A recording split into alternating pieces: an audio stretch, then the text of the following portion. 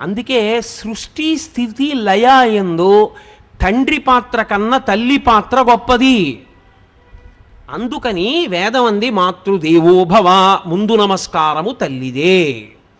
తల్లిదే మొదటి స్థానము. తల్లి లేనినాడు తండ్రి సాకలేడు, ఆయనకి సాధ్యమయ్యే విషయం కాదు. అందుకని తల్లికి మొదటి స్థానం ఇచ్చి గౌరవించడానికి కారణం అది. మీరు ఆలోచించవలసింది, మీరిప్పుడు కూర్చుని తల్లిని తండ్రికి బేరీజు వేయకండి. ఒక పసిపిల్లవాడిగా ఈ సృష్టి కోణాన్ని ఆలోచించండి. అది వేదం యొక్క పవిత్ర దృష్టికోణం. సృష్టిని ఒక పసిపిల్లవాడిగా సృష్టి క్రమాన్ని ఆలోచించి గౌరవించింది వేదం. అందుకని మాతృదేవోభవ.